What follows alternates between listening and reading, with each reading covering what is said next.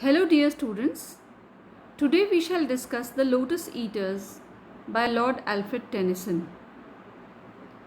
Lord Alfred Tennyson was a renowned Victorian poet, and his works were so popular and so famous that he is often referred to as a representative poet of the Victorian age.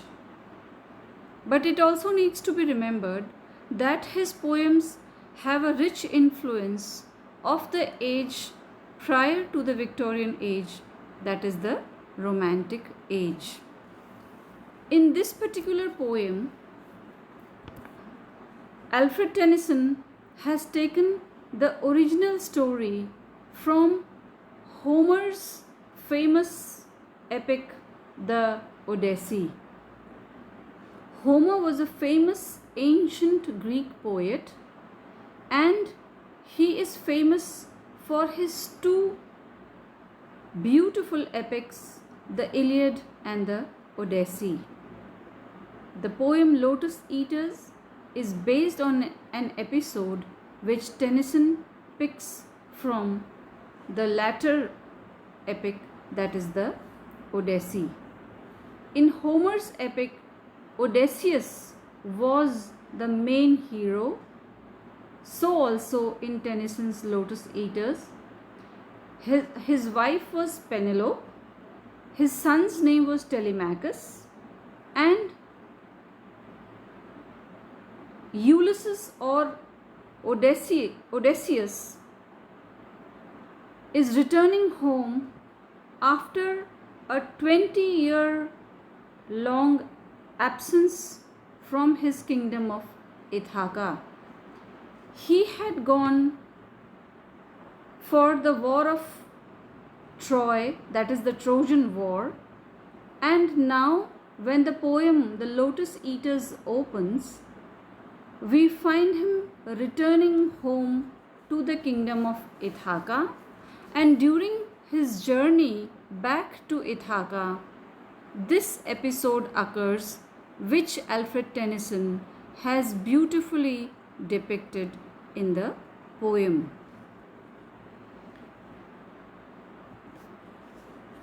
Now,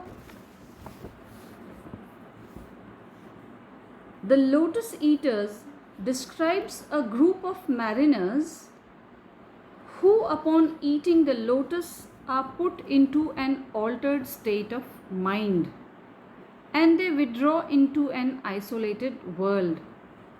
The title and the concept derive from the Lotus Eaters, as I told you, from the Greek mythology. And the important point to remember is that this poem discusses the tension between living in isolation and for oneself, and living as a member of a community and for the society.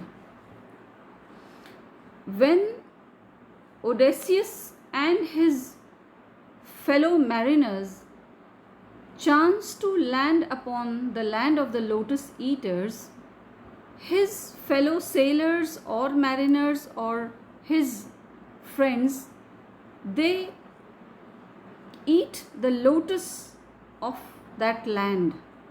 The people, the inhabitants or the natives also eat this lotus, and when they eat this lotus, they get transported into an altered state of mind, or this lotus has a very charming effect on their mind, and they get into a languid state of mind and body. I am giving you information which will help you in your 1 mark and 5 mark questions. This poem, The Lotus Eaters, was published in 1832 along with its choric song. As I told you, it has been taken from Homer's Odyssey that depicts the main hero or the protagonist Odysseus. He is also known as Ulysses, and his men who are journeying to the land of the Lotus Eaters on their way home back from the Trojan War. Tennyson describes how the mariners get into a languorous or a languid state of mind when they eat the lotus of the lotus eaters. Now, when he describes the effects of the lotus eaters, of the lotus flower, he gives a beautiful description of nature in this land, the magnificent, beguiling beauty of this island. Tennyson creates a lush mood and sets up a harmonious and complementary relationship between the natural landscape and the inertia brought on by the flower. Critics believe that the poem was inspired by a trip to Spain taken by Tennyson and his close friend Arthur Henry Hallam. The scenery likely inspired this poem, and as well as Oinon and Mariana in the south. Critics also note allusions to the inspiration drawn from the biblical Garden of Eden and the forbidden fruit. So these could be the sources of the poem. Now, the first part of the poem, this is again useful information which will help you solve your 1 mark and 5 mark questions along with a detailed critical appreciation. The first part of the poem consists of 5 stanzas of 9 lines each in an ABA, BBC, BCC rhyme scheme. These are called Spenserian stanzas because the author of the Fairy Queen Edmund Spenser made it a popular mode of composition. This scheme lends itself to a slow and dreamy sensation. Remember that the mariners are intoxicated by the effect of the lotus flowers which they eat. So the entire poem proceeds in a very smooth and gentle, natural description which shows an inebriated or a languid state of the mind of the sailors, and Ulysses or Odysseus is trying to inspire them to come out of this state and return back home to Ithaca. In the poem, the mariners are pleased to alight at a place where they can forget their toil and weariness. Remember, these mariners have been away from home for almost 20 years.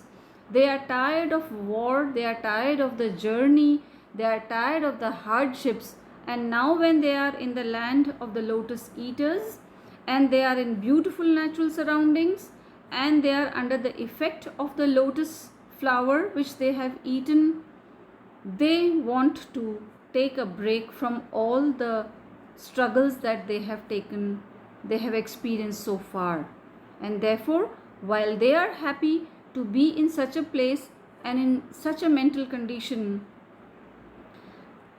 Odysseus is trying to bring them back to their normal inspired selves and take them back home to his kingdom of Ithaca. So this constant, this constant struggle between their languid state and their state of bravery is a tension that underlies the poem.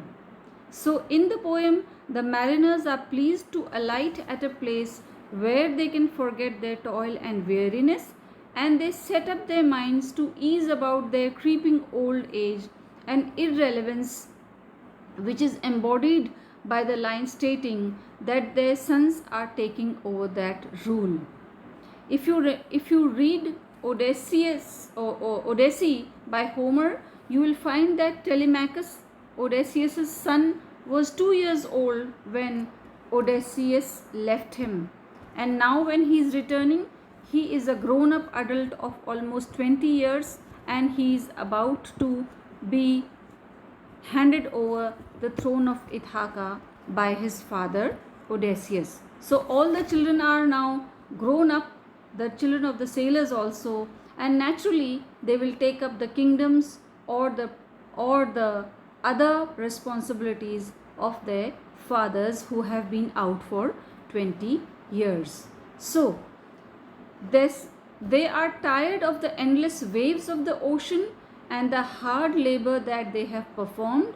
They believe that they are due a period of rest and dreaming.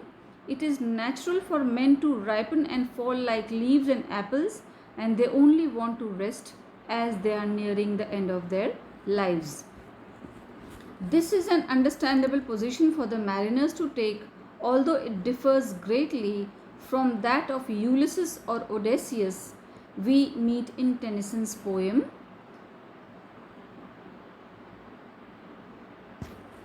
As I have told you, they are in a dreamy and somnolent mood.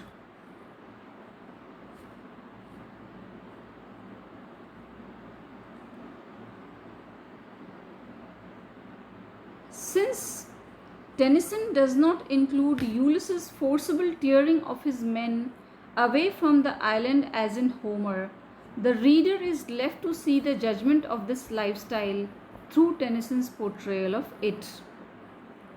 While the men's desire for rest may be legitimate, their complete and utter escape from the realities of life seems disturbing. As I told you, this is the tension that underlies whether people should withdraw totally in isolation and live only for themselves, or should they fulfill their responsibilities as citizens or natives within a society and carry on their social responsibilities as well. Now, the Lotus Eaters, which seems more about the fact that the poetry attempts to offer some consolation for the difficulties and essential painfulness of human life, yet such a decision not to judge seems to side with the men rather than with the adventurous Odysseus, who thrives on such difficulties and pains as a key to making the most of his life. This is the contradiction on which the poem is entirely based. There is another poem by Tennyson by the name of Ulysses, and in this poem Odysseus or Ulysses has reached his kingdom of Ithaca. He has crowned his prince Telemachus as the king, and now he does not want to live a sedentary and inactive life.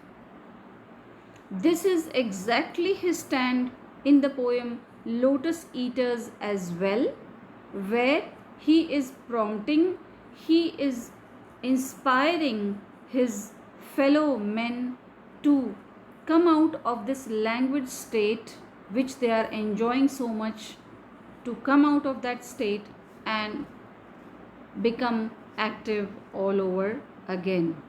So while some of us may think that they deserve this long break, after this long 20-year-old sojourn with war and journeying and hardships and struggles, others who think like Ulysses feel that one should remain active and socially responsible in their entire lives. Well, this poem, besides this basic thought and its source in the Greek mythology, has beautiful description of nature. Nature plays many roles in Tennyson's poetry. Occasionally she is beguiling and sensuous, as in the Lotus Eaters. In that poem, the men journeying on the island are entranced by their natural surroundings and do not want to return to their normal lives. Nature is also an ever-present reminder of the cycle of life from birth to death. Existing outside of that cycle can bring grief and separation from one's mortal humanity, for better or for worse. Occasionally, nature is a reminder of the vitality of life and existence. Other times, nature is used as a metaphor for death. We will be discussing break, and there we can see that. Nature can also be chaotic, hostile, and indifferent to man. The casual way she discards species and wreaks havoc leads the poet to conclude that life might be meaningless if we remain inactive. So, with that, I come to an end of the crux of the poem. There are many other details which I shall be posting in my next video. Thank you for watching. See you.